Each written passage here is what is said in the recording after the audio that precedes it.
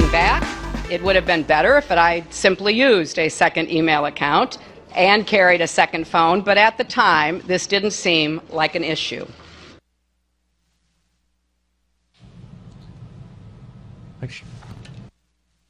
All right, ladies and gentlemen, joining us now is Larry Kudlow, of course, senior correspondent for CNBC, and, of course, the host of the Larry Kudlow Show on Cumulus Radio. Hello, Larry. Hello, Steve.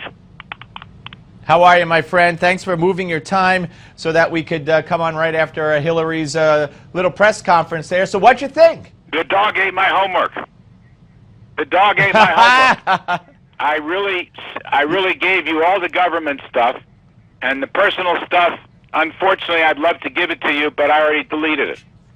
So you have to trust me. You have to trust me. So basically, let me ask you, you're a very savvy man, and you know a lot. So I'm going to ask you this question that I asked Lanny Davis, and he couldn't answer it. Why would anybody, including Hillary, the first reason she gave for doing this was convenience. Convenience explained as, I didn't want to carry two phones around for two email accounts, so I only had the one email account on one phone. Why would anybody need two phones for two email accounts? I have three on my 6-year-old BlackBerry. Could you explain that to me? I have two emails on my iPhone. So right. So what am I missing something or what? No, it's a lame. Look, I think that's as close to an apology as you're ever going to get. Okay, that's point number one.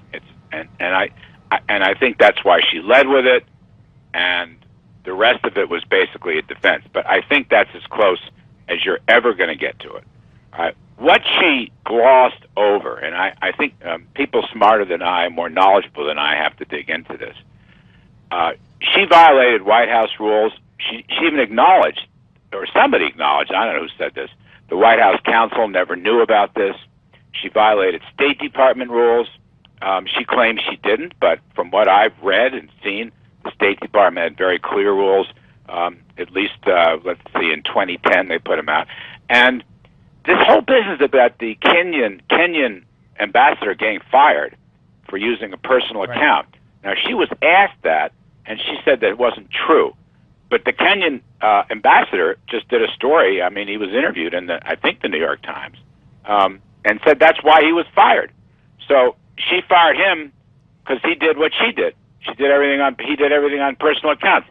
That's just one of these, unanswered issues. Look, I've believed from day one that the issue here, I don't know anything about legality, illegality. I'm not a lawyer. It's a matter of judgment. It's a matter of judgment. This is a potential president. So she was risking security threats, hacking threats, because of this homemade server upon which her personal account was based. She claims the Secret Service was monitoring this. We have no idea because the stuff is gone. And I don't know whether the Secret Service is going to say anything or not.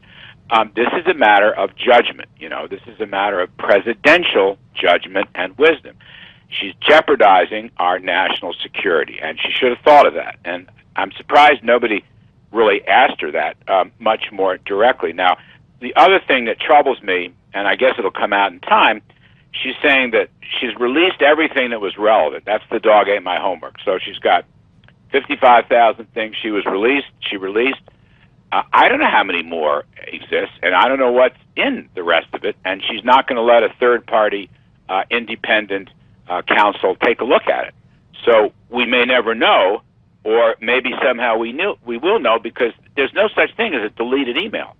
It's out there. Right. All right? It's out there. It's in the cloud someplace. Server. Yeah, if they get the server, absolutely. We're gonna have to find out with this. So, I think breaking the rules and risking national security hacking of classified information. I mean, did she not communicate with the heads of state of these countries or the foreign ministers? We've learned now that she did communicate with the president. Then she had this other issue that troubled me. She said she didn't want to let anything go when she was communicating with her husband, President Clinton. Well, President Clinton's people said today that he never emailed, or something like He might have emailed twice, or she might have emailed. There was hardly any communication between the two. So that's not a good answer. So look, she also said that every go ahead. Well, I'm just saying I will leave the legality to lawyers. I'm just saying that my trouble with this from day one has been a question of her judgment. And if she says absolutely. It's about convenience, I don't buy that, okay? I think there was a greater motive than just convenience. Okay. Gotcha, and I agree with Larry. Thank you, sir. Always great to talk to you. All Larry right. Kudlow, senior CNBC contributor. Thank you, sir. Up next, John Zogby will join us. Talk about how this might affect Hillary. Don't go away.